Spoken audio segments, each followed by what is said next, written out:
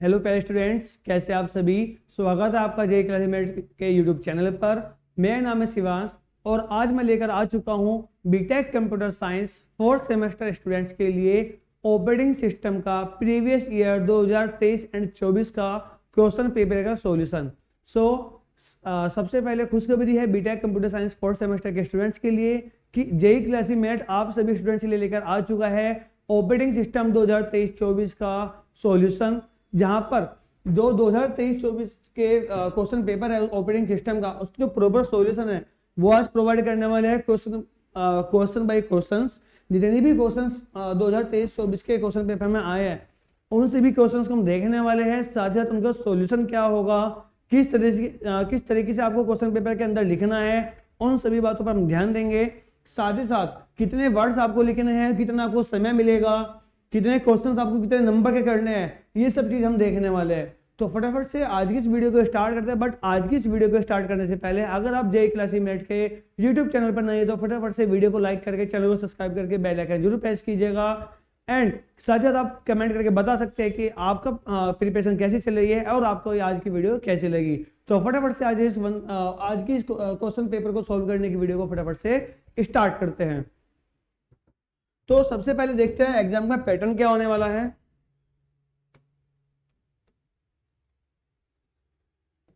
ये राइट। सबसे पहले देखते हैं एग्जाम का पैटर्न क्या होगा, कितने क्वेश्चंस आपको करने हैं, कितने सेक्शंस होंगे, कितने नंबर का एक सेक्शन होगा और एक क्वेश्चन के अंदर आपको कितने वर्ड्स में लगभग आपको आंसर लिखना है। ठीक है। जो ऑपरेटिंग सिस्टम है 2023-24 जो क्वेश्चन पेपर था वो था मैक्सिमम मार्क्स 70, यानी इस क्वेश्चन पेपर को अगर आप सोल्व करते हो अच्छे से तो आपके मैक्सिमम मार्क्स जो आ सकते हैं वो 70 मार्क्स आ सकते हैं। इस क्वेश्चन पेपर के अंदर जो सबसे ऊपर है वो है आपका B Tech semester 4 even semester theory examination 2023-24 operating system. कितना आपको टाइम मिलने वाला है, 3 आवर्स का आपको टाइम मिलेगा। ठीक है, 3 घंटे का आपके पास समय होगा। 3 घंटे के समय के अंदर आपको पूरा पेपर सोल्व करना है। यहाँ पर एक नोट दिया हुआ है, नोट क्या है वो देख लेते हैं। Attempt all sections if require any missing data then choose suitably. Right.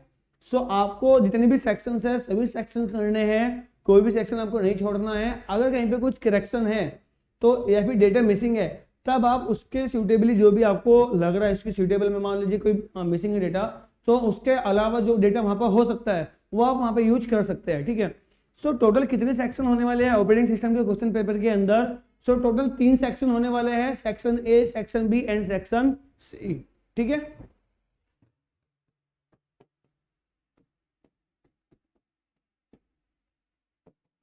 जो टोटल सेक्शंस होने वाले हैं वो है 3।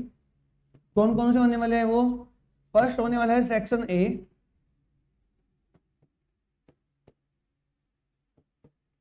Section A.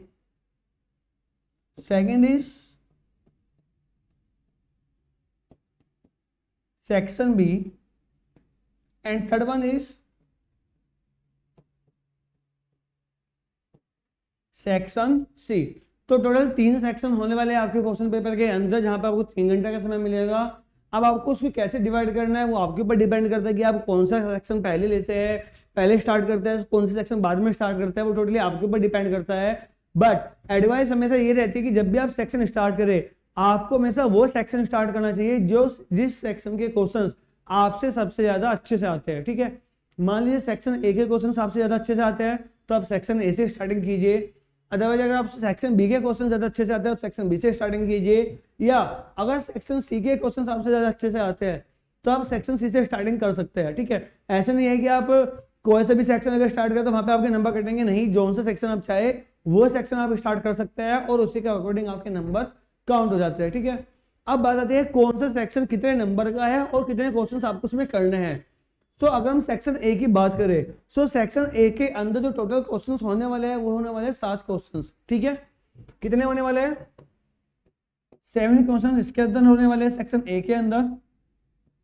सेक्शन बी के अंदर कितने क्वेश्चंस होने वाले हैं? सेक्शन बी के अंदर होने वाले हैं 5 क्वेश्चंस। एंड सेक्शन सी के अंदर कितने होने वाले हैं? फिर से 5 क्वेश्चंस होने वाले हैं। अब यहां पर एक जो ध्यान देने वाली चीजें हैं, सेक्शन ए के अंदर तो 7 ही क्वेश्चंस होंगे, सेक्शन बी के अंदर 5 क्वेश्चन होंगे जहां पर आपको सिर्फ 3 क्वेश्चंस करने हैं, एंड सेक्शन सी के अंदर 5 क्वेश्चंस होंगे, 5 के 5 आपको क्वेश्चंस करने हैं, बट हर क्वेश्चन के अंदर आपके पास 2 चॉइस होगी, कोई भी आप एक सिंगल चॉइस कर सकते हैं। ठीक है, एक बार पैटर्न देख लेते हैं। तो जो सेक्शन ए है,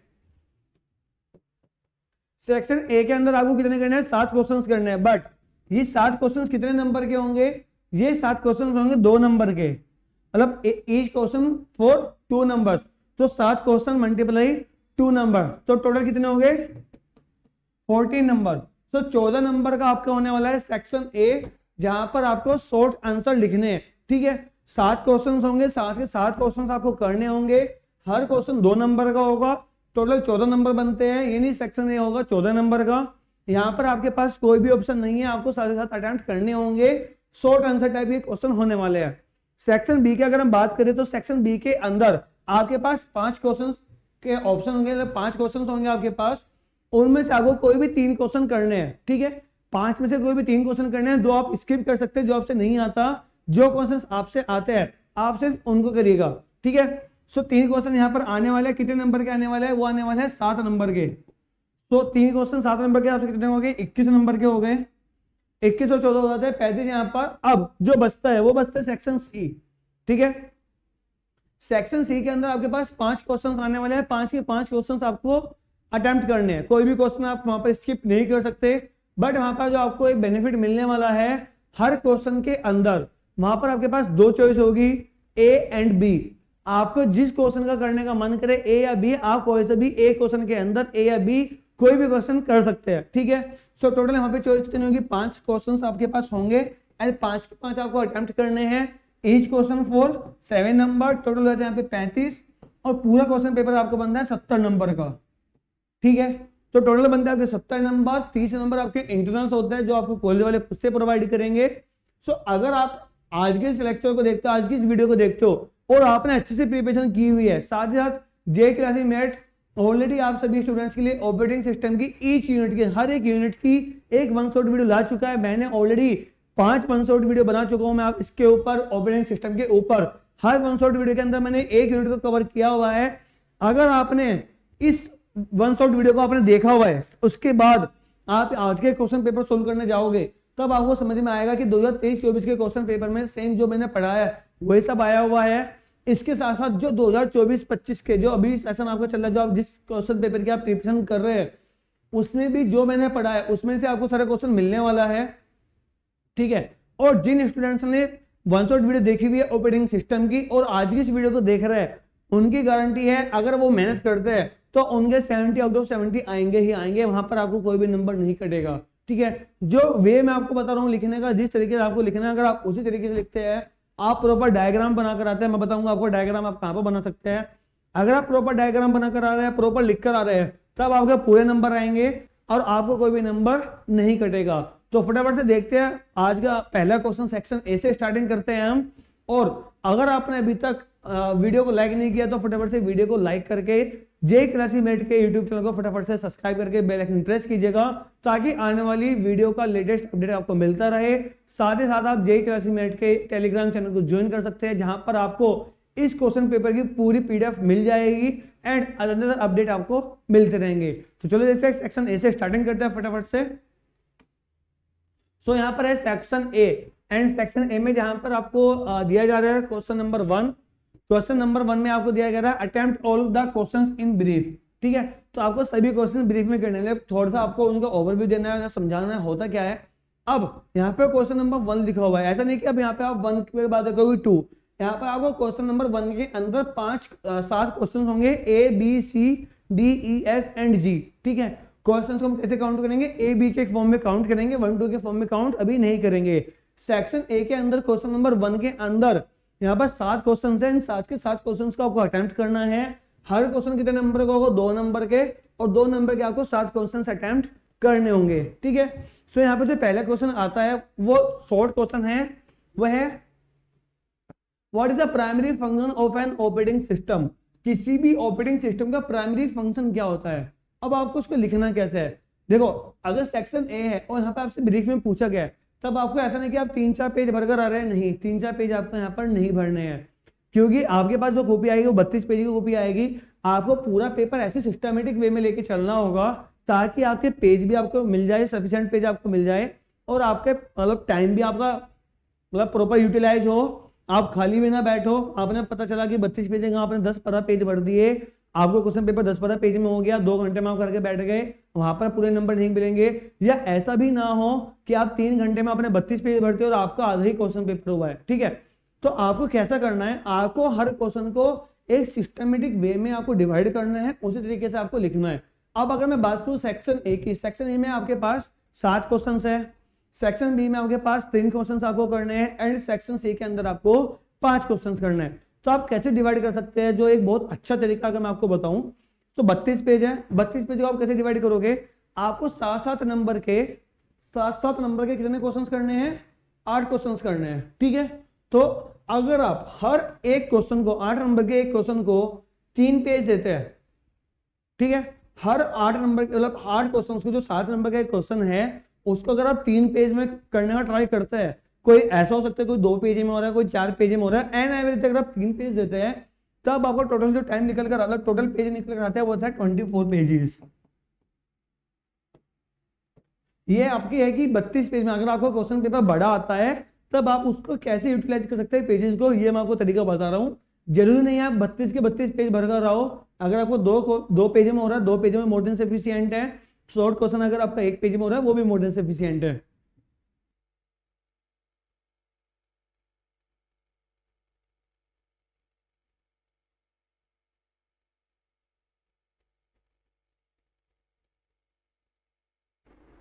ठीक है, सो 8 क्वेश्चन आप 3 पेज पर करेंगे तो 24 पेज आपके जो ऑक्यूपाई हो गए।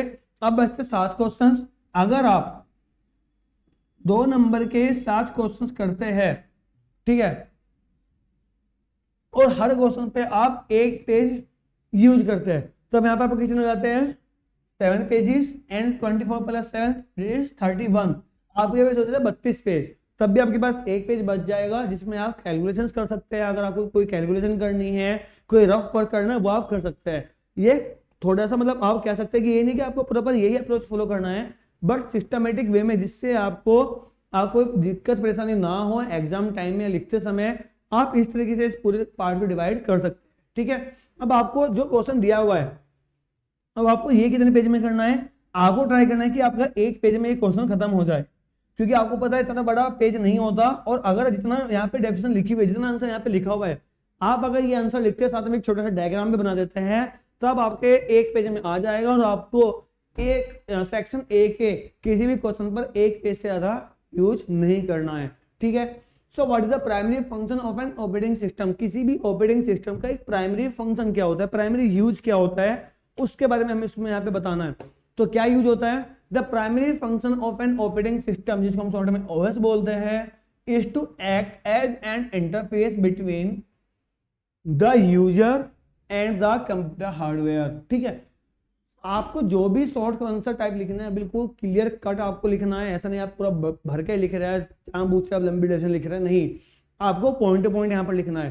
सो interface between the user and the computer hardware, simple, और इसका काम ही यही है कि वह यूजर और हार्डवेयर के बीच में एक इंटरफेस प्रोवाइड करता है, यूजर इंटरफेस प्रोवाइड करता है, ठीक है। It manages hardware resources, control input output operations या devices, handle system security, manage file and directories, and provides a user friendly environment for application program to run efficiently and securely, ठीक है। सो एक बहुत छोटा सा आंसर है जिसका मतलब ये है कि कोई भी ऑपरेटिंग सिस्टम क्या है, ऑपरेटिंग सिस्टम एक इंटरफेस है किसी भी यूजर एंड हार्डवेयर के बीच में, जिसके जो मेन टास्क है या जो मैनेज करता है, ये हार्डवेयर से उसको मैनेज करता है, कंट्रोल करता है इनपुट आउटपुट ऑपरेशंस को, हैंडल करता है सिस्टम सिक्योरिटी को, मैनेज करता है फाइल्स एंड डायरेक्टरीज को, provides a user friendly environment for application program to run efficiently and securely. ये छोटा सा आंसर है, अगर आप ये लिखते हैं तो ये मोर देन सफिशिएंट है, पॉइंट टू पॉइंट हमने यहाँ पे बात की है, एंड यहाँ पे हमने फालतू कोई भी आंसर नहीं लिखा, ठीक है। अगर आप ये आंसर लिख कर आते हैं, यहाँ पर आपको पूरे 2 नंबर मिलेंगे, यहाँ पर आपका एक भी नंबर या आधा भी नंबर कट नहीं होगा, ठीक है। आगे बढ़ता है क्वेश्चन नंबर बी की तरफ। क्वेश्चन नंबर बी है define a batch processing system. Batch processing system क्या होता है इसको मैं बताना है। क्या होता है batch operating system? The batch processing system is an operating system type. Batch operating system क्या है? ऑपरेटिंग सिस्टम का टाइप है where similar jobs are collected together in batches and processed without user interaction, right? So batch processing system क्या है? एक operating system का type है, प्रकार है, where similar jobs are collected together, जहां पर एक जैसी जॉब को हम एक साथ कंबाइन कर देते हैं। क्या किस फॉर्म में? बैचेस के फॉर्म में। नाम से पता चल रहा है बैच ऑपरेटिंग सिस्टम है, तो बैच के फॉर्म में हम उसको कंबाइन कर देते हैं। एंड उसको हम कब प्रोसेस करते हैं? जब भी हमारे सिस्टम के पास टाइम होता है, सीपीयू हमारा फ्री होता है, उस टाइम पर जो सिमिलर जॉब्स है उनकी जो बैच है उसको हम प्रोसेस कर देते हैं। वहां पर यूजर इंटरेक्शन नहीं होता। यूजर ने एक बार अपनी कमांड दे दी, अपने प्रोसेस दे दिया, उसका एक बैच बन गया है। जब भी सीपीयू फ्री होगा वो ऑटोमेटिकली उसको एग्जीक्यूट कर देगा, उसको रन कर देगा। Programs are executed sequentially. Sequence में प्रोग्राम एग्जीक्यूट होते हैं in the order they are submitted, improving CPU utilization but having no direct user involvement during execution, making it suitable for large volume repetitive tasks like payroll और billing। ठीक है, simple सा answer है, कोई भी इसमें कॉम्प्लिकेटेड वर्ड हमने use नहीं किया है। आंसर में भी जब हम क्वेश्चन पेपर में जब हम एग्जाम के अंदर अपना आंसर लिखेंगे तब भी हम वहां पे कोई कॉम्प्लिकेटेड वर्ड यूज नहीं करेंगे। इजी वर्ड्स में नॉर्मल, जो हम नॉर्मल लैंग्वेज बोलते हैं उसी लैंग्वेज में सेम यहाँ पर आंसर लिखा हुआ है, उसी लैंग्वेज में सेम हम वहां पर भी आंसर लिखने वाले हैं एग्जाम सेंटर पर। ठीक है, right. Now define the principle of concurrency. Section number A का question number C, define the principle of concurrency. यहाँ पर हमें क्या करना है? सबसे पहले हम क्वेश्चन समझेंगे, क्वेश्चन कहना क्या चाह रहा है। Define the principle of concurrency, तो सबसे पहले हमें कंकरेंसी का मतलब समझ में आना चाहिए, कंकरेंसी क्या होता है, फिर हम उसके प्रिंसिपल की बात करेंगे। So concurrency is the principle of executing multiple processes और थ्रेड साइमल्टेनियसली। क्या है concurrency?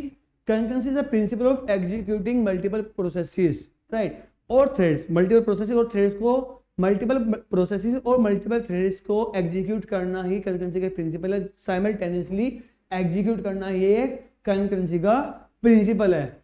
Allowing overlapping of computation and resource usage, right.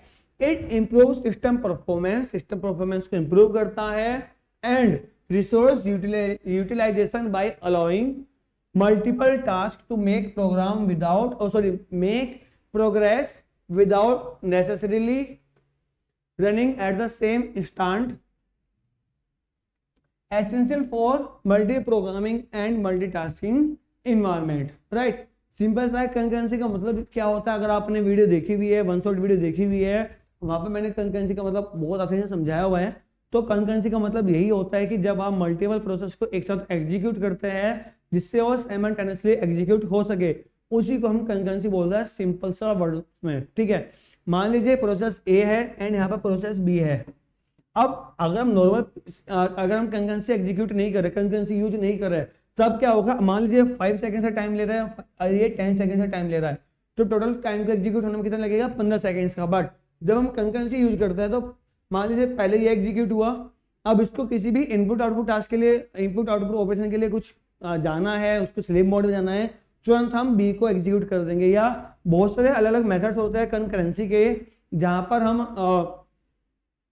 Quantum time भी यूज कर सकते हैं, या अलग अलग बहुत सारी प्रोसेस है हमारे पास, अलग अलग बहुत सारे मेथड्स है, उनको यूज करके हम कंकरेंसी को अचीव कर सकते हैं, जो कि मैंने वन शॉट वीडियो में बताया हुआ है, right. So question number C complete होता है यहाँ पर हमारा। Question number D, define a process state. Process state क्या होता है उसको डिफाइन करना है। So a process state defines the current condition of activity of a process during its life cycle। Process state क्या है? डिफाइंस द करंट कंडीशन और activity. Current में भी क्या कंडीशन है या किसी भी क्या एक्टिविटी है किसी प्रोसेस की, जब उसकी लाइफ साइकिल चल रही है, जब वो एग्जीक्यूट हो रही है, उसी को हम प्रोसेस स्टेट बोलते हैं, right. Common state include new, ready, running, waiting, जिसको हम ब्लॉक बोलते हैं, and terminated, right. Each state indicates what the process is doing, waiting for CPU, executing instructions, waiting for input output and or has finished execution।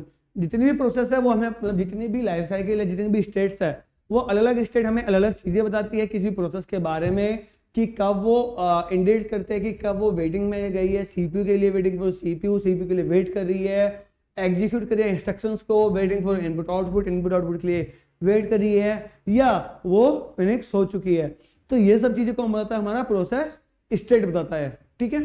Now question number E, name one piece of process identification information. Name one piece of process identification information. देखते हैं क्या होता है। One piece of process identification information is the process ID, जिसको हम short में PID बोलते हैं। Which is a unique integer assigned to each process by the operating system to distinguish it from the other processes for scheduling and management। One piece of process identification information, जिसको हम short में process ID बोलते हैं। ये क्या है? Which is a unique integer. ये एक यूनिक इंटीजर है असाइन टू ईच प्रोसेस, जो हर एक प्रोसेस को असाइन किया जाता है ऑपरेटिंग सिस्टम द्वारा। It for other process of scheduling and management, जिससे अलग अलग प्रोसेस को हम पहचान सके, अलग अलग प्रोसेस को हम आइडेंटिफाई कर सके। Right. Now question number F, define a resident monitor. Resident monitor क्या होता है, इसके बारे में डिफाइन करना है। ये मैंने ऑलरेडी बताया है वन शॉर्ट वीडियो के अंदर। सो a resident monitor is a type of early operating system program that always resides in memory। resident monitor क्या है? एक type of early operating system program, पुराने समय का ऑपरेटिंग सिस्टम प्रोग्राम की तरह का एक प्रोग्राम है जो क्या रहता था? हमेशा मेमोरी के अंदर स्टोर होता था। ठीक है।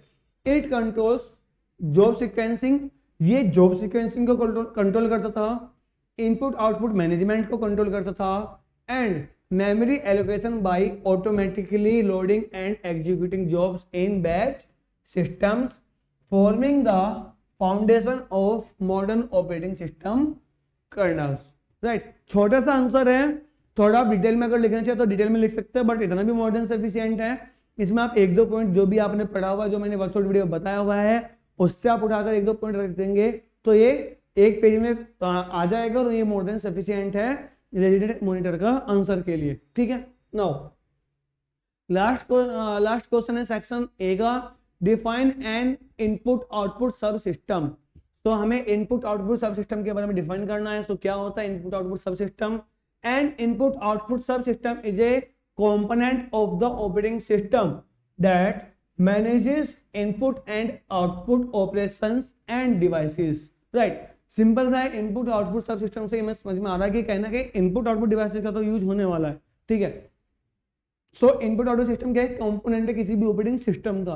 क्या करता है? मैनेज करता है input and output operations end devices को। इनपुट आउटपुट डिवाइसेस को मैनेज करना एंड उनसे जो ऑपरेशन होने वाले हैं उनको मैनेज करने का काम करता है इनपुट आउटपुट सब system. It consist of device driver it consist of device drivers, इसके अंदर डिवाइस ड्राइवर्स होते हैं, इंटरप्ट हैंडलर्स होते हैं, and system calls to provide a uniform interface between user program and hardware devices, enabling efficient, secure and error-free data transfer। Right. काफी simple सी words है, simple सी डेफिनेशन है या सिंपल सा आप कह सकते हैं आंसर है। आगे बढ़ते हैं फटाफट से सेक्शन बी की तरफ। यहाँ पर हमारा शुरू होता है सेक्शन बी, जहाँ पर हमें 7 नंबर का एक क्वेश्चन मिलने वाला है। टोटल 5 क्वेश्चन होंगे, 5 के 5 क्वेश्चन हमने यहाँ पे हालांकि सोल्व किए हुए हैं, बट आपको एग्जाम में सिर्फ 3 क्वेश्चन सोल्व करने हैं। ठीक है। जो क्वेश्चन पे आपकी अच्छी पकड़ है आप वो क्वेश्चन सोल्व कीजिएगा। मान लीजिए आपके पास 5 क्वेश्चन है, 5 में से आपके 2 क्वेश्चन ऐसे हैं जो सबसे अच्छे आपसे आते हैं। सबसे पहले आप उन 2 क्वेश्चन को करिए, बाद में बचे जो क्वेश्चन 3 क्वेश्चन बचे हैं उनमें से आप देखिए जो सबसे ज्यादा आपसे आता होगा वो क्वेश्चन आप वहां पर कर सकते हैं। ठीक है। सो सेक्शन बी है क्वेश्चन नंबर 2 है इसके अंदर, attempt any 3 of the following, कोई भी 3 क्वेश्चन आपको करने हैं। इसमें है question number A, compare and contract time sharing and multi programming operating system concept, right, sorry, compare and contrast, contract नहीं है, कॉन्ट्रास्ट है, compare and contrast time sharing and multi programming operating system concept. तो हमें क्या करना है, compare करना है, कॉन्ट्रास्ट करना है, किस किस को, time sharing and multi programming operating system को। यहाँ पर 2 ऑपरेटिंग सिस्टम की हम बात कर रहे हैं, time sharing and multi programming operating system. So दोनों में हमें डिफ्रेंशिएट करना है, क्या क्या होता है उसके बारे में बताना है। तो हम कैसे लिखेंगे इसको, 2 तरीके हैं यहाँ पे लिखने का, या तो आप पहले ऑपरेटिंग सिस्टम के बारे में बताइए, ऑपरेटिंग सिस्टम क्या होता है, उसके फंक्शंस बताइए, टाइप्स बताइए, फिर सारे टाइप्स लिखने के बाद आप दोनों के बारे में लिख सकते हैं।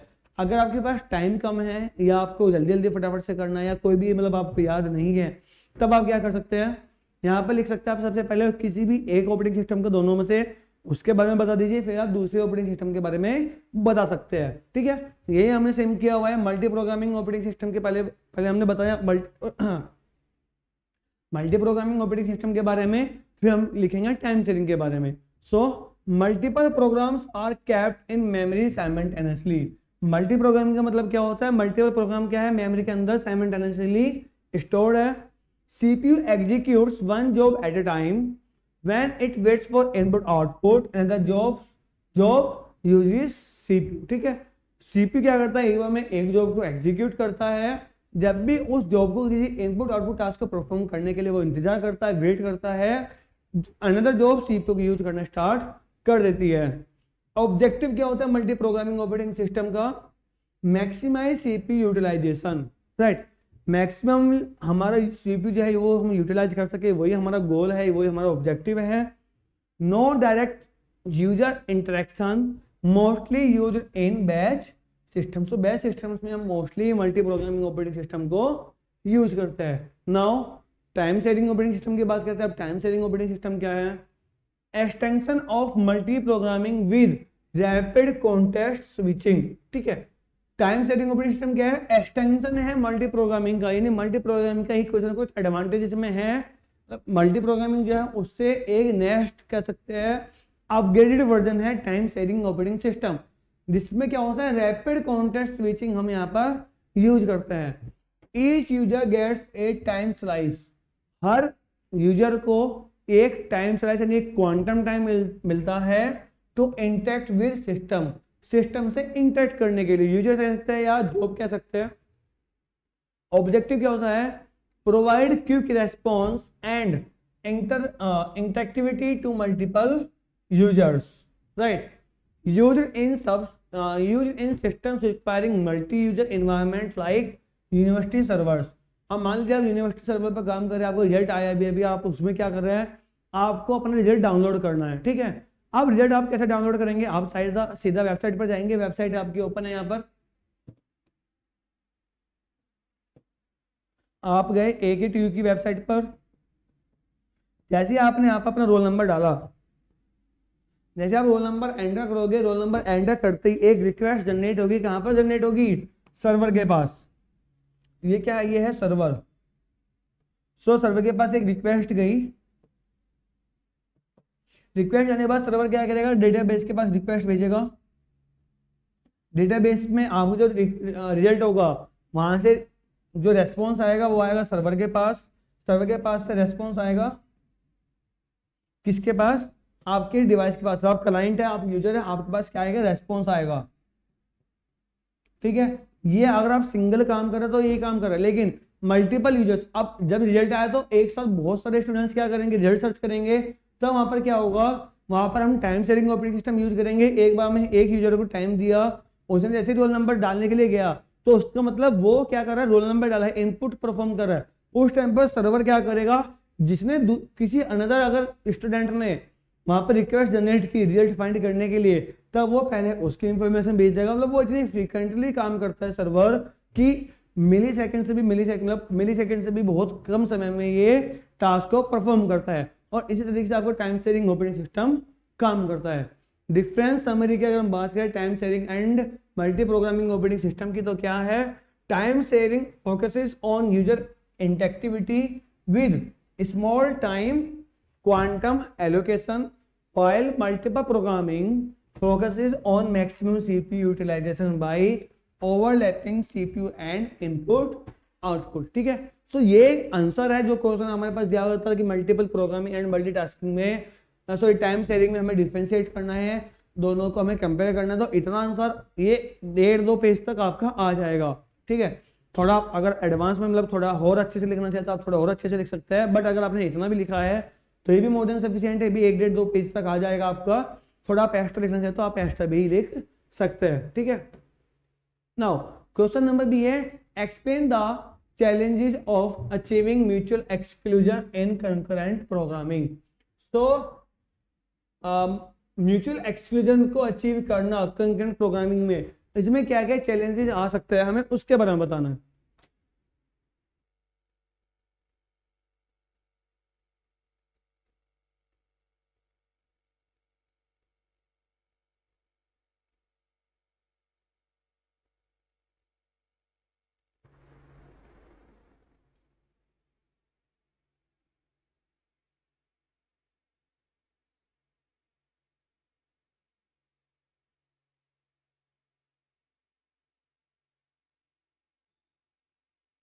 तो देखते हैं question number B explain the challenges to achieve mutual exclusion in concurrent programming. So mutual exclusion challenges, क्या क्या म्यूचुअल एक्सक्लूजन में चैलेंजेस आ सकते हैं।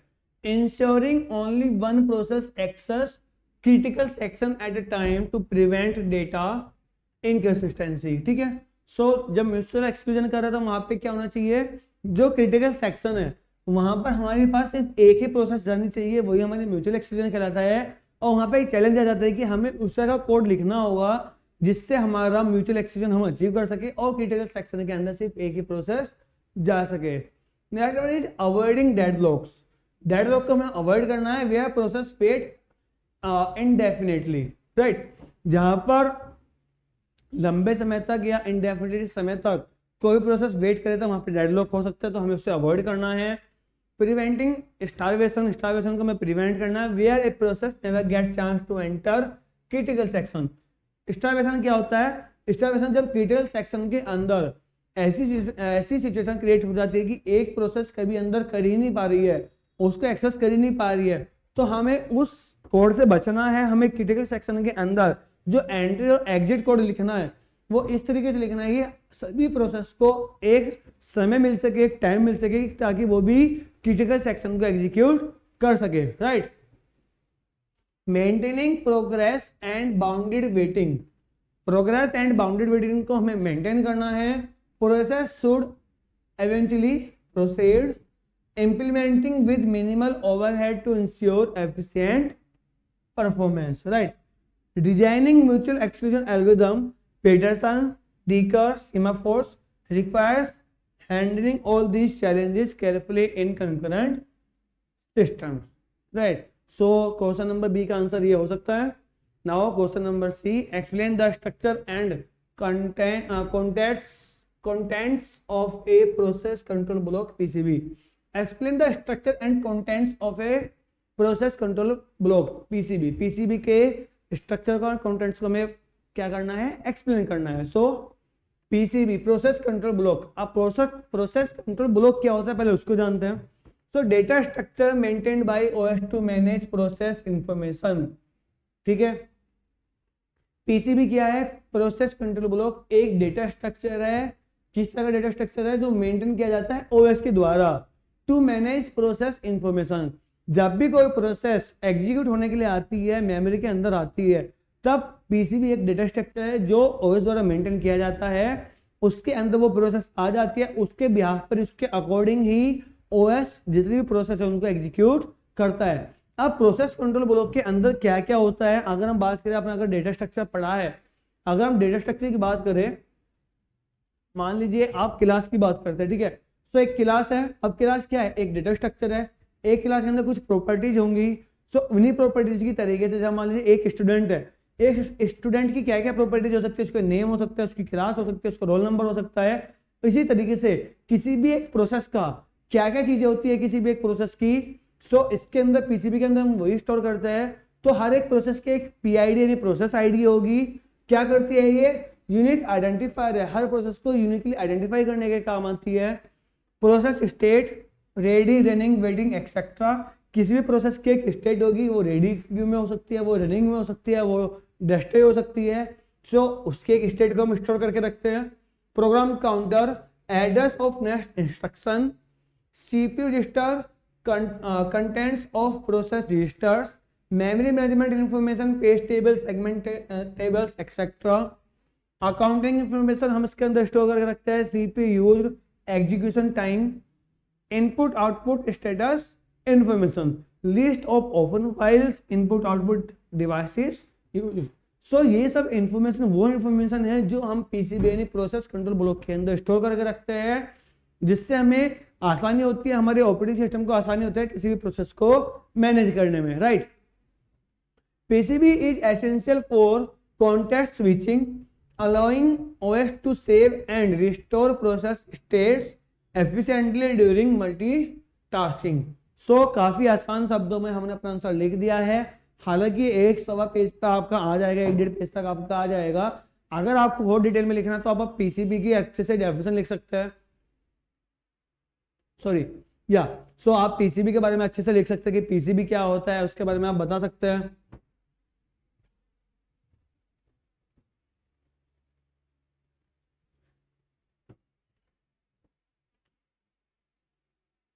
राइट। सो मान लीजिए क्वेश्चन आता है, तब आप पीसीबी के बारे में यहाँ पे हमने 1 लाइन 1.5 लाइन लिखी हुई है, आप 2 3 4 5 लाइन तक आप इसको लिख सकते हैं। डेटा स्ट्रक्चर होता है, मेंटेन किया जाता है सीपीयू के द्वारा, या पीसीबी के बारे में मैंने अच्छे से बताया हुआ है वन शॉट वीडियो के अंदर। वहां से भी आप डेफिनेशन लिखकर 3 या 5 लाइन के आराम से लाइन लिख सकते हैं, और उसके बाद आप इन सब के बारे में, प्रोसेस आईडी के बारे में थोड़ा और अच्छे से लिख सकते हैं। यहाँ पे सिर्फ मैं ओवरव्यू आपको दे रहा हूँ कि आप कैसे लिख कर आएंगे, ठीक है। नाउ यहाँ पर आप ज्यादा कर सकते हैं, एक ब्लॉक बना सकते हैं। एक पेज पर आपको एक प्रोसेस कंट्रोल ब्लॉक आ जाएगा, जहाँ पे क्या एक डेटा स्ट्रक्चर है, क्या क्या यहाँ पर होगा, एक पॉइंटर होगा, process state, process number, process counter, registers, memory units, list of open files, ये सब आप इसके अंदर स्टोर करते हैं। जितने भी यहाँ पे हमने बात की है इसके जो जो मतलब इसके कंटेंट्स होते हैं, इन सभी के बारे में आप एक अलग से डायग्राम बनाकर अगर लिखते हैं तो वहां पे आपको थोड़े अच्छे नंबर मिलने के चांसेस बढ़ जाते हैं, ठीक है। आगे बढ़ते हैं। Now question number D, compare and contrast multi programming with fixed partition and variable partition. Multi programming को हमें कंपेयर करना है एंड कॉन्ट्रास्ट करना है fix partition and variable partition में। तो हमें बताना है कि मल्टी प्रोग्रामिंग के अंदर फिक्स पार्टीशन क्या होता है एंड वेरिएबल पार्टीशन क्या होता है। सो फिक्स पार्टीशन की बात करते हैं। सबसे पहले memory divided into fix size partition at boot time.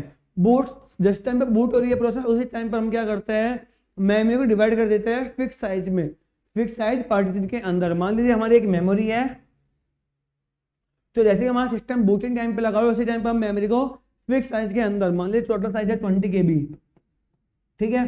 तो हमें इसको 5 ब्लॉक में अलग अलग फिक्स साइज में 1 2 3 4, ठीक है, थोड़ा छोटा बड़ा हो गया, लेकिन सबका साइज कितना होगा 4 KB।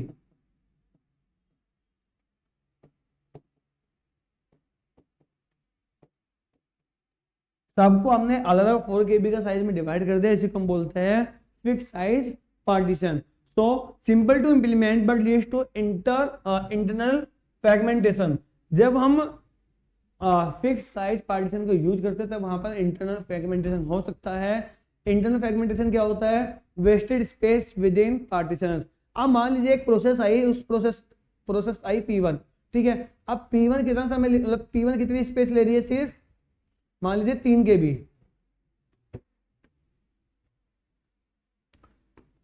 प्रोसेस P1 को साइज चाहिए 3 KB का, हमने साइज कितना दिया है 4 KB का। तो यहाँ पे क्या हो रहा है, 1 KB की जो स्पेस है, ये जो स्पेस है, ये जो स्पेस है, ये वेस्ट हो जा रहा है, इसको हम इंटरनल फ्रेगमेंटेशन बोलते हैं, ठीक है। Number of processes limited to number of partition. मान लीजिए 20 KB की मेमोरी है, इसके अंदर हमने 5 पार्टीशंस किए हैं, तो सिर्फ 5 ही प्रोग्राम 5 ही प्रोसेस एक साथ मेमोरी में अंदर आ सकती है। सो ये इसके डिसएडवांटेज कह सकते हैं, एडवांटेज कह सकते हैं। सो ये है फिक्स पार्टीशनिंग। अब देखते हैं वेरिएबल पार्टीशनिंग क्या होता है। Memory divided dynamically based on process size. Process size के बिहाफ पर हम मेमोरी को डिवाइड करते हैं, reduces internal fragmentation but may cause external fragmentation। अब इंटरनल फ्रेगमेंटेशन से बच रहे हैं बट एक्सटर्नल फ्रेगमेंटेशन हो सकते हैं यहाँ पर। कैसे? Small free space scattered, right. अब ये क्या होगा, मान लीजिए रही मेमोरी हमारे यहाँ पर फिर से। अब यहाँ पे वेरिएबल साइज है, एक प्रोसेस आई P1, इसने अपना साइज ले लिया, टोटल है 20 KB, ठीक है। मान लीजिए यहाँ पे 3 KB का साइज ले लिया। अब यहाँ पे कोई प्रोसेस आई थी वो फ्री हो गई, यहाँ पे एक स्पेस बचा हुआ है, लेकिन हाँ मान लीजिए यहाँ पे 2 KB का स्पेस बचा हुआ है। अब प्रोसेस थी वो एम्प्टी हो गई, अब नई प्रोसेस आई P3, ठीक है। इसने ले लिया मान लीजिए 3 to 5 एंड फिर से मान लीजिए 6 KB इसने ले लिया है। अब यहाँ पे हमारे पास प्रोसेस आती है नेक्स्ट P4 को चाहिए 10 KB का स्पेस, ठीक है। अब यहां से लेके यहां तक कितना बचा हुआ है, 9 KB plus 6 KB 15 KB and 15 KB plus 20 KB, total space हमारा ऑक्यूपाई हो पा रहा है। बट P4 को चाहिए 10 KB का स्पेस, साइज कितना आ रहा है हमारा यहाँ पर बचा हुआ है 9 KB का। तो क्या है यहाँ पर हम अपनी जो प्रोसेस है उसको रख पाएंगे, नहीं रख पाएंगे। वेरिएबल साइज पार्टीशन तो है बट यहाँ पर क्या हो रहा है, इस मेमोरी की वजह से ये जो मेमोरी है जहाँ पे अनदर प्रोसेस साइज है वो फ्री हो चुकी है। अब मेमोरी यहाँ पर है, एक साथ कंबाइन नहीं है, तो इसी को हम एक्सटर्नल फ्रेगमेंटेशन बोलते हैं। यहाँ पर हमारी प्रोसेस यहाँ पर मेमोरी के अंदर नहीं आ पा रही है, right. Now more flexible, supports varying process size efficiently, right. Summary की अगर हम बात करें, fix partitioning is simple but waste memory, while variable parsioning utilize memory better but requires complex allocation algorithm and compaction techniques, right। आगे बढ़ते हैं question number A की तरफ एंड सेक्शन नंबर बी का लास्ट क्वेश्चन की तरफ। So compare and contrast different disk storage technologies such as HDD and SSD। तो feature की अगर हम बात करें, सिंपल से आप टेबल बनाकर आंसर लिख सकते हैं। तो अगर हम फीचर की बात करें, टेक्नोलॉजी हार्ड डिस्क ड्राइव के अंदर होती है magnetic platters with moving heads, solid state drive के अंदर होती है flash memory with no moving parts. Speed की बात करें, slower mechanical latency, faster near instant access.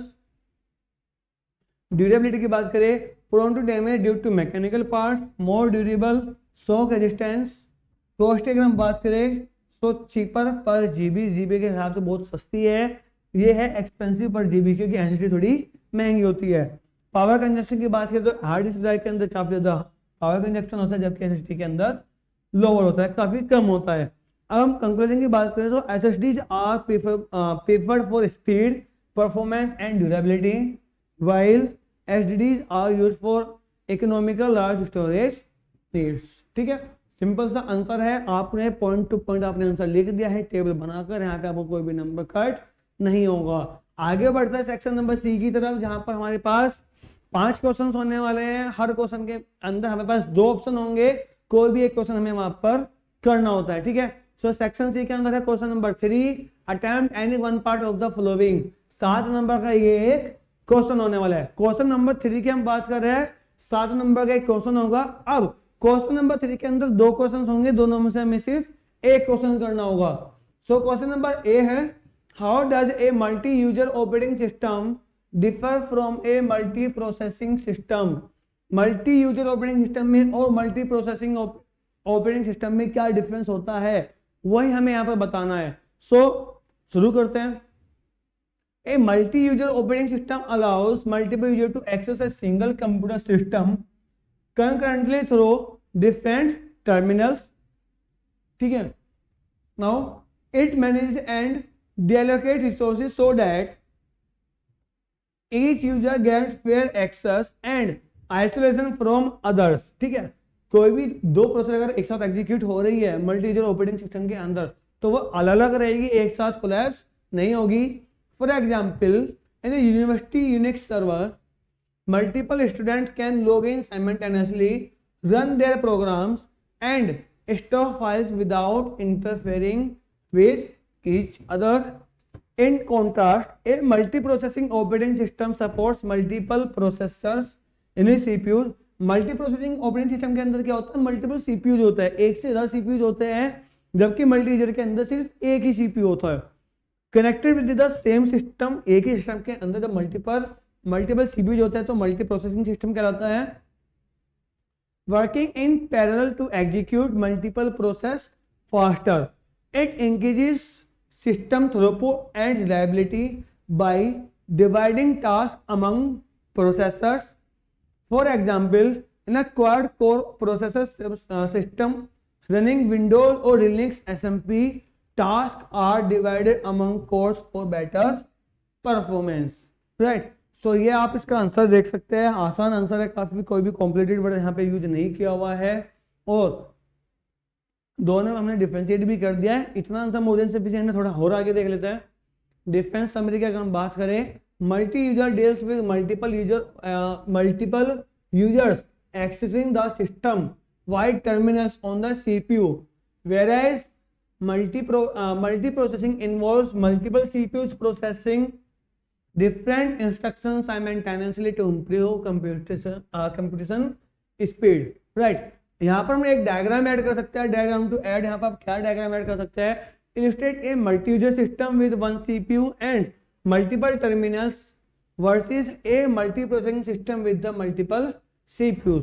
तो यहाँ पर बताया हुआ मैंने कि आप यहाँ पर एक डायग्राम भी ऐड कर सकते हैं। अगर आप डायग्राम ऐड करते हैं तब आपके मतलब अगर आपके पास इनफ पेज बचे हुए हैं तब आप एक डायग्राम ऐड कर सकते हैं। डायग्राम से आपको ज्यादा नंबर मिलने के पूरे चांसेस बन जाते हैं और आपको कोई भी नंबर कट नहीं होगा। राइट? आप देखते हैं क्वेश्चन नंबर 3 का बी सेक्शन, मतलब बी पार्ट, ए या बी दोनों में से एक क्वेश्चन आपको करना है। वहां पर multi processing and multi user में डिफरेंस पूछा हुआ है। यहाँ पर देखते हैं, explain the structure and components of an operating system with A layered architecture. ठीक है, तो स्ट्रक्चर बताना है, कंपोनेंट्स बताना है किसी भी ऑपरेटिंग सिस्टम के with the help of layered structure. So ये क्वेश्चन भी कर सकते हैं, दोनों ऑप्शन अपने पास अवेलेबल है, दोनों ही आसान क्वेश्चन हैं। So layered architecture divided the OS into hierarchical layers, whereas each layer use the service of the lower layer and provide service to the higher layer। ठीक है, लेयर्ड आर्किटेक्चर क्या करता है, OS को हायरार्किकल फॉर्म में, hierarchical architecture में, hierarchical layers में divide कर देता है, जहां पर लोअर लेयर क्या करती है, lower layer and provide service to the higher layer, जहां पे लोअर लेयर क्या करती है, हायर लेवल की सर्विस प्रोवाइड करती है। This approach increase modularity, modularity से इंक्रीज हो जाती है, maintainability and debugging simplicity. Typical hierarchy includes hardware layer, kernel layer, system calls interface and user program layer. So hardware layer क्या करते हैं, contains physical devices, CPU, memory, input output devices. Colonel layer क्या करती है, directly interacts with hardware to manage processes, memory devices, device drivers etc। System call interface क्या करता है, provides APIs for user program to interact with kernel services. Right? And fourth one is user programs layer क्या करती है, contains compilers, assemblers, editors, application program etcetera. Diagram से समझते हैं इसको एक। So each layer hides implementation details and provides well-defined interface to upper layer। Her layer क्या करते हैं, अपने इंटरनल जो इम्प्लीमेंटेशन है उसको हाइड करती है एंड अपर लेयर को क्या करते हैं, एक इंटरफेस प्रोवाइड करती है। For example, user program need not to device drivers implementation, they use system calls to perform input output operations। ठीक है, तो यहाँ पर यूजर प्रोग्राम जो है, यहाँ पर जो यूजर इंटरफेस है, यूजर प्रोग्राम है, उसको डिवाइस ड्राइवर्स का क्या काम है उसकी रिक्वायरमेंट नहीं है, वो अपना काम करता रहेगा। यूजर जो बाहर की लेयर है, यूजर इंटरफेस है, वो अपना काम करता रहेगा। एडवांटेज क्या है, easier OS design and maintenance, debugging is simplified as error can be isolated to specific layer. Disadvantage क्या है, may have performance overhead due to layer communication. ये एक डायग्राम है, सबसे पहले क्या हमारे पास हार्डवेयर लेयर है, ठीक है, उसके बाद क्या है कर्नल लेयर, लेयर 1, ये है कर्नल लेयर, उसके बाद है layer number 3,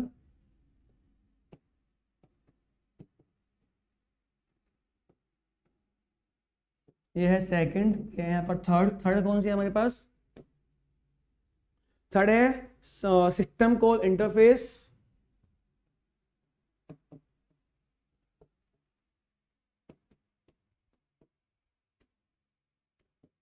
right. And fourth one is user program layer यानी यूजर इंटरफेस।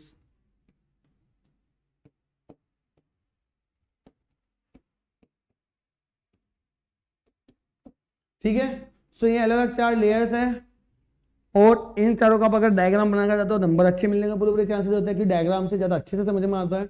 ठीक है, आगे बढ़ता है question number 4। Attempt any one part of the following. 2 part है क्वेश्चन नंबर 4 के अंदर, कोई भी एक पार्ट करना है। 7 नंबर का ये क्वेश्चन होने वाला है।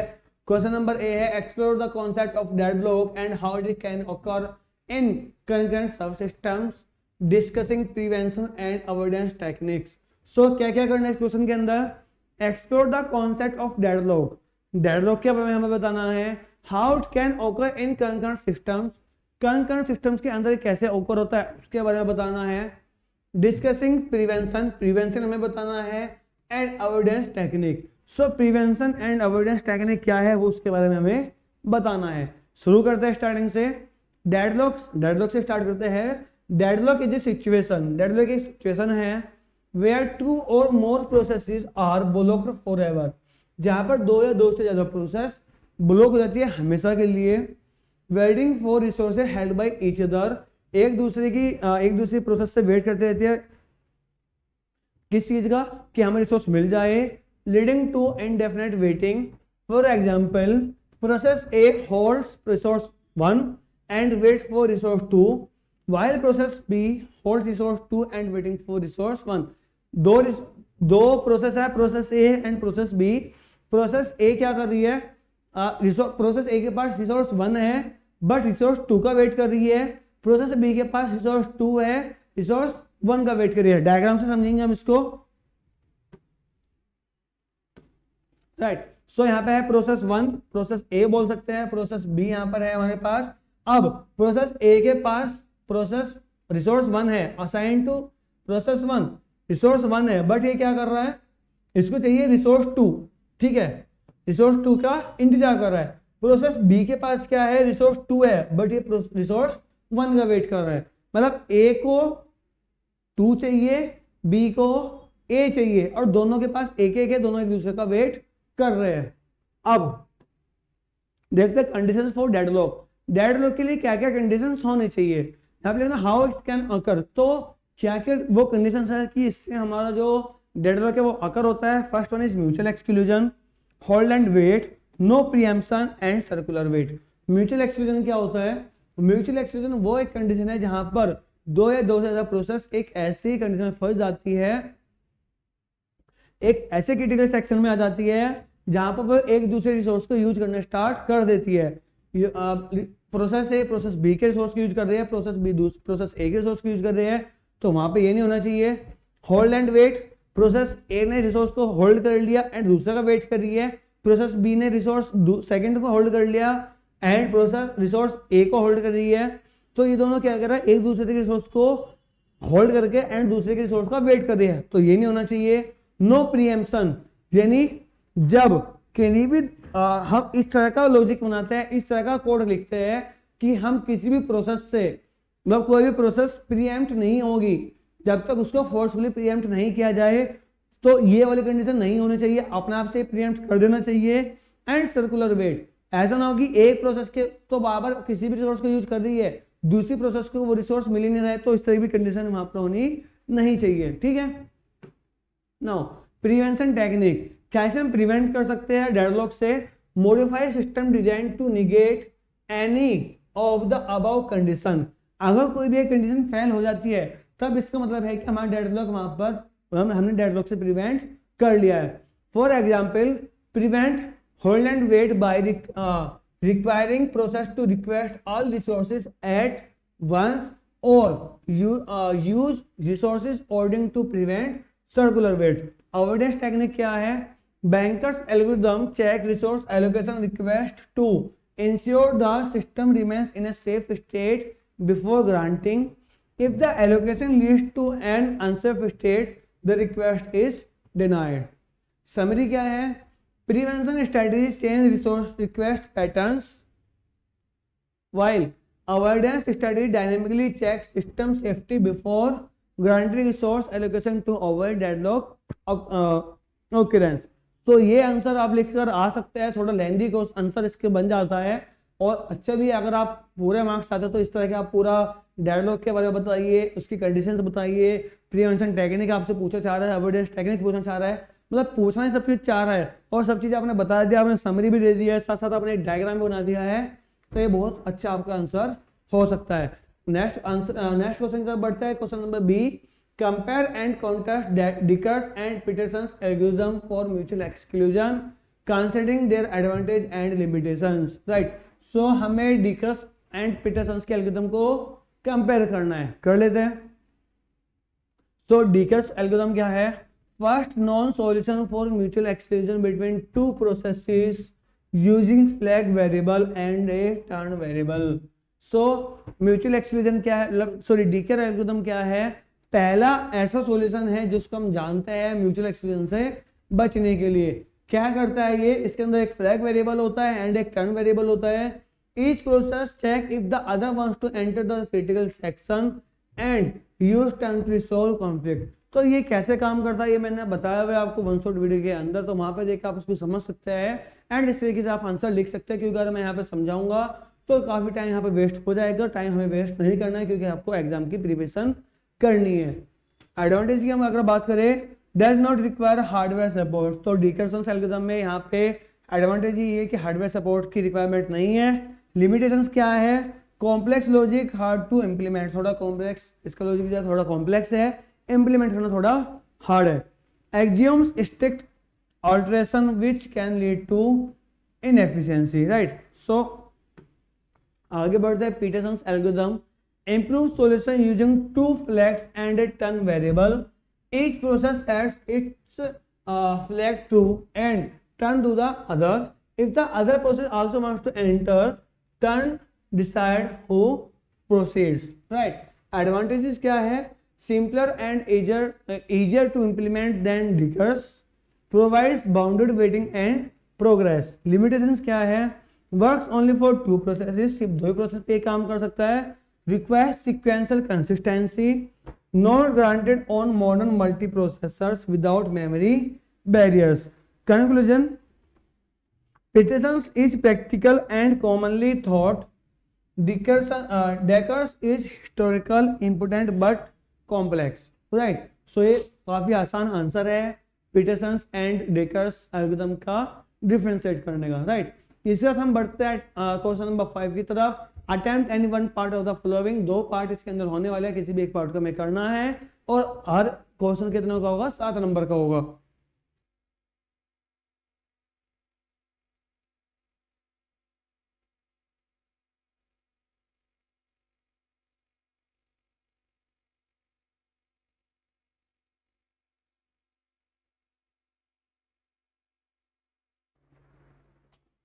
बढ़ते आगे, क्वेश्चन नंबर ये है, evaluate strategies for deadlock prevention, avoidance, detection and recovery, highlighting effectiveness and trade off. So evaluate strategies for deadlock prevention, deadlock prevention से बचने के लिए कुछ स्ट्रेटजीज हमें बतानी है, अवॉइडेंस से बचने के अवॉइडेंस के लिए स्ट्रेटजीज, डिटेक्शन के लिए स्ट्रेटजीज एंड रिकवरी के लिए स्ट्रेटजीज हमें बतानी है, हाईलाइट करनी है इफेक्टिवनेस एंड ट्रेड ऑफ्स को। ठीक है, तो वन बाय वन स्टार्ट करते हैं। सबसे पहले प्रिवेंशन से। देखो ये क्वेश्चन ऑलरेडी हम कर चुके हैं। ठीक है, ये बहुत अच्छी बात है कि एक ही क्वेश्चन 2 बार दिया हुआ है घुमा फिरा करके। Prevention and prevention and avoidance already हम कर चुके हैं। डिटेक्शन एंड रिकवरी के बारे में थोड़ा सा करना है। सॉरी, प्रिवेंशन एंड डिटेक्शन हम कर चुके हैं, अवॉइडेंस एंड रिकवरी के बारे में हम थोड़ा और समझना है। तो प्रिवेंशन क्या होता है? Eliminates any one of the deadlock condition, for example preventing hold and wait bye requesting all resources eight A time. जब भी हम किसी भी डेडलॉक की एक कंडीशन को अगर हम एलिमिनेट कर दे तो वहां पर हम इसको प्रिवेंट कर सकते हैं। इफेक्टिवनेस की अगर हम बात करें, अवॉइड्स डेडलॉक कंप्लीटली डेडलॉक को अवॉइड कर देता है। ट्रेड ऑफ की अगर हम बात करें, may cause low resource utilisation and starvation. ठीक है, अवॉइडेंस की अगर हम बात करें, use banker's algorithm to check safe state before allocating resources. Effectiveness की बात करें, ensure system never enters unsafe state.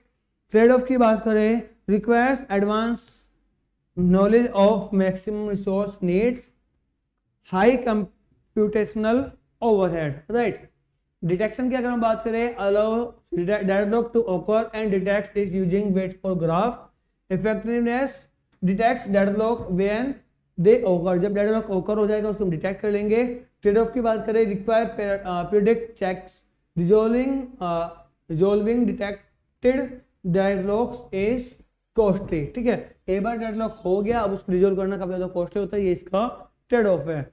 अगर हम रिकवरी की बात करें, once deadlock is detected, resolve by terminating process और प्रीएम्प्टिंग रिसोर्सेज। इफेक्टिवनेस की बात करें, frees up resources to resume operations. Trade off, may cause process loss, inconsistency और रोल बैक ओवरहेड। जब एक प्रोसेस चल रही है, हमने उसको टर्मिनेट कर दिया, प्रीएम्प्ट कर दिया, तो वहां पे प्रोसेस को लॉस हो सकती है। ठीक है, ये इसका एक ट्रेड ऑफ है। अब हम कंक्लूजन की बात करें, prevention and avoidance prevent deadlock. Prevention और अवॉइडेंस क्या करते हैं, डेडलॉक को प्रिवेंट करते हैं at cost of performance.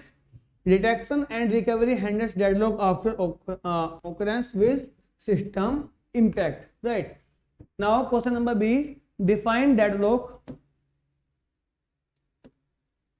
Okay, question number 5 का question number B, define deadlock in operating system, discussing the system model and conditions necessary for deadlock occurrence। फिर से सेम डेडलॉक का क्वेश्चन, बहुत इंपॉर्टेंट है। Deadlock हमेशा 2-3 question deadlock के मिलते है। ठीक है, फिर से डेडलॉक के बारे में क्वेश्चन आ रहा है, उससे पहले 2 क्वेश्चन ऑलरेडी डेडलॉक के आ चुके हैं। फिर से देखते हैं डेडलॉक के बारे में। डेडलॉक क्या है, a state where processes are block indefinitely, each waiting for resources held by other holding to progress. System model, processes request and release resources, CPU input output memory. Resource allocation graph, model allocation and request. Necessary condition, वही same condition, mutual exclusion, hold and wait, no preemption, circular wait. अगर आपने 1 shot video देखी हुई है deadlocks की, जो unit number शायद 3rd में है डेडलॉक वगैरह, अगर आपने वो देखी हुई है तब आप पूरा क्वेश्चन ये कर लोगे। 3-4 क्वेश्चन आए हुए हैं, लगभग 20 से 25 नंबर का डेडलॉक के क्वेश्चन आए हुए हैं और आएंगे भी। डेडलॉक से डिकर्स एल्गोरिथम और पीटरसन एल्गोरिथम, डेडलॉक की ये सब कंडीशंस के बारे में, ये सब आने ही आने। 20 से 25 नंबर का जो क्वेश्चन पेपर में क्वेश्चंस आने वाले हैं वो डेडलॉक से आने ही आने हैं। ठीक है, आगे बढ़ते हैं क्वेश्चन नंबर 6 की तरफ। Attempt any one part of the following, कोई भी एक पार्ट करना है। 7 नंबर का क्वेश्चन होने वाला है यहाँ पर। सो क्वेश्चन नंबर ए, जो मतलब फर्स्ट पार्ट है, explain the principles of paging and segmentation as memory management techniques. ठीक है, so principle paging and segmentation as memory management techniques, comparing suitability for different system architecture. तो अगर हम paging की बात करें, पेजिंग क्या होता है, divides memory into fix size pages and physical memory into frames. Paging में हम क्या करते हैं, जो मेमोरी है उसको फिक्स साइज में डिवाइड कर देते हैं, फिक्स साइज पेज में, एंड फिजिकल मेमोरी को फ्रेम्स के अंदर। Logical pages are map to frame by page table. Page table की हेल्प से हम लॉजिकल पेज को फ्रेम से मैप करते हैं। अगर हम इसके एडवांटेजेस की बात करें, तो एलिमिनेट्स एक्सटर्नल फ्रेगमेंटेशन, क्योंकि यहाँ पर क्या होगा, जब मेमोरी को फिक्स साइज में डिवाइड करें तो एक्सटर्नल फ्रेगमेंटेशन नहीं होगा, बट इंटरनल फ्रेगमेंटेशन हो सकता है। यहाँ पे लिखा हुआ है लिमिटेशंस में, कॉज इंटरनल फ्रेगमेंटेशन। ध्यान दीजिएगा स्टूडेंट्स, यहाँ पर आप एक पॉइंट लिखकर आ सकते हैं इस तरह के क्वेश्चंस के अंदर, जहां पर आपसे इंटरनल फ्रेगमेंटेशन सॉरी पेजिंग या सेगमेंटेशन में पूछा जाए। सो पेजिंग में हमेशा इंटरनल फ्रेगमेंटेशन होगा, सेगमेंटेशन में हमेशा एक्सटर्नल फ्रेगमेंटेशन होगा। दोनों में से एक फ्रेगमेंटेशन तो उनमें से होना ही होना है, पेजिंग और सेगमेंटेशन में। ठीक है, सेगमेंटेशन की अगर हम बात करें, so divides memory based on logical segments like code, data, stack with variable sizes. Advantage की बात करें, match programmers view of memory. Limitations है कॉज एक्सटर्नल फ्रेगमेंटेशन। राइट, अगर हम कंपैरिजन की बात करें, paging is suitable for systems requiring simple memory management and efficient allocations. Segmentation is suitable where protection and logical division are priorities. Right. Now, question number B. Discuss virtual memory concept including address translation, page table and demand paging mechanism. So virtual memory क्या होता है उसके बारे में देख लेते हैं. Allows processor to use more memory than physical available by using disk as extensions. जहां पर हम सेकेंडरी मेमोरी यानी डिस्क को एज ए प्राइमरी मेमोरी हम यूज करें उसी को हम वर्चुअल मेमोरी बोलते हैं. Allows process to use more memory than physically available by disk as extension. ठीक है. सो जितनी हमारे पास मेमोरी है उससे ज्यादा अगर हम मेमोरी को यूज कर पा रहे with the help of disk तो वही हमारी वर्चुअल मेमोरी कहलाती है. सो एड्रेस ट्रांसलेशन क्या कहलाता है? Virtual address translate to physical using page table. Page table की हेल्प से हम वर्चुअल एड्रेस को ट्रांसलेट कर लेते हैं फिजिकल में. पेज टेबल क्या होती है? Store mapping of virtual pages to physical frames में यूज हायरार्किकल और inverted page table for efficiency. Right. Demand paging की अगर हम बात करें, डिमांड पेजिंग क्या होता है? इंपोर्टेंट है, 2 नंबर में डिमांड पेजिंग पूछ ले जाता है. So pages loaded into memory only when needed. Page for triggers loading reducing memory usage. नाम से पता चल रहा है डिमांड पेजिंग जब हमें पेज की रिक्वायरमेंट होगी, मेमोरी की रिक्वायरमेंट होगी, उसी टाइम पर मेमोरी को एलोकेट करेंगे.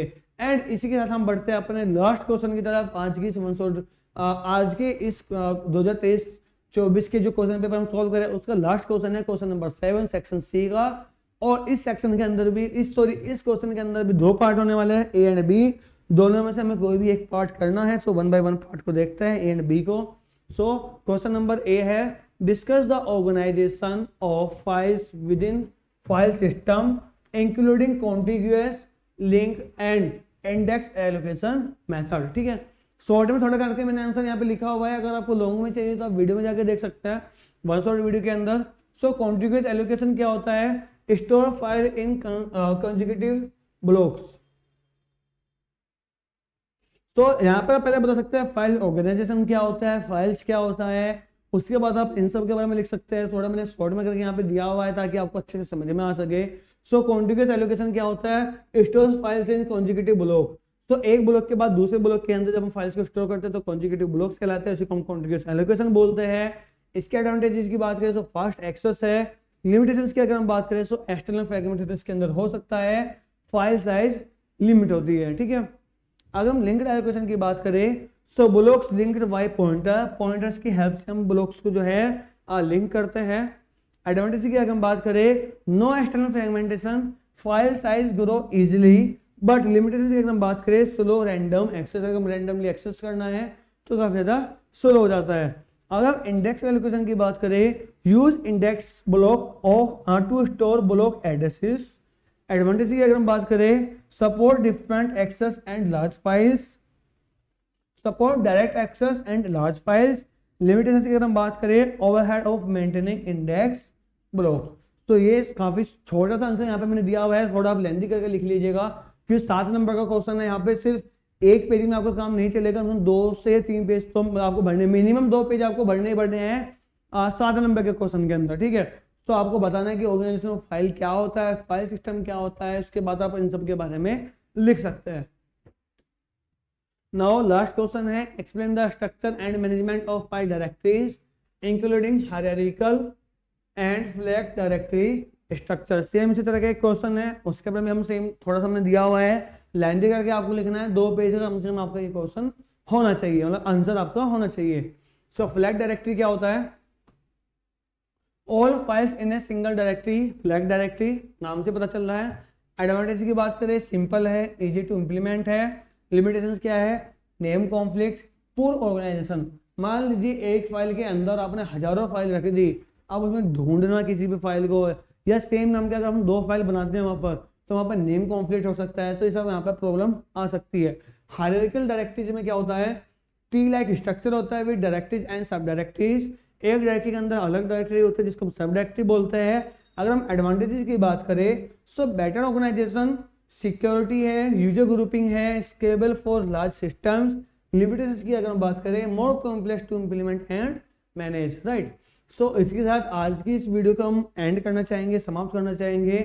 आज की इस 2023-24 के अगर हम क्वेश्चन पेपर का सॉल्यूशन की बात करें, सो 2023 और 24 का जो क्वेश्चन पेपर था ऑपरेटिंग सिस्टम का, काफी कह सकते हैं अच्छा क्वेश्चन पेपर था, आसान भी नहीं था, ज्यादा हार्ड भी नहीं था, अच्छा क्वेश्चन था। सारे जितना भी सिलेबस है पूरा सिलेबस यहाँ पे कवर किया गया था, ऐसा नहीं कि किसी स्पेसिफिक यूनिट से आए। सो जैसे कि मैंने आपको अभी बताया भी, डैडलॉग ऐसा टॉपिक है जो 20-25 नंबर का आता है। इसके अलावा पेजिंग सेगमेंटेशन के क्वेश्चन आते हैं, 2 से 3 क्वेश्चन वहां पे आ जाते हैं, मेमोरी मैनेजमेंट से क्वेश्चन आते हैं। तो टोटल मिलाकर अगर देखा जाए 2023-24 का अगर हम कंक्लूजन निकाले तो पूरे सिलेबस से ही कहीं ना कहीं क्वेश्चन आए हैं, कोई भी क्वेश्चन सिलेबस से बाहर नहीं आया है। सिलेबस काफी आसान है, क्वेश्चन काफी आसान थे, मतलब क्वेश्चन काफी आसान थे, और पूरा क्वेश्चन पेपर हमने सोल्व यहाँ पर किया हुआ है।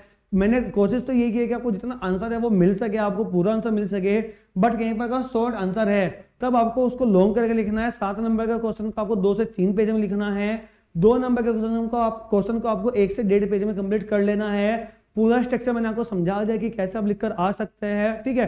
3 घंटे को आपको अच्छे से मैनेज करना है। आपके आने वाले क्वेश्चन के आपके आने वाले एग्जाम्स के लिए आपको ऑल द बेस्ट। आज के इस वीडियो का मैं यहीं पे समाप्त करना चाहूंगा और आपसे लेना चाहूंगा विदा। अगर आज की वीडियो अच्छी लगी तो वीडियो को लाइक करके, चैनल को सब्सक्राइब करके बेल आइकन जरूर प्रेस कीजिएगा। एंड अगर आपने अभी तक जेईई क्लासेस मेरे टेलीग्राम चैनल को ज्वाइन नहीं किया तो फटाफट से जाके टेलीग्राम चैनल को ज्वाइन कर लीजिए। एंड कमेंट करके बताइएगा कि आज के क्वेश्चन पेपर सॉल्यूशन आपको कैसे लगा। एंड आपके आने वाले एग्जाम्स के लिए आपको ऑल द बेस्ट। जय हिंद, जय भारत।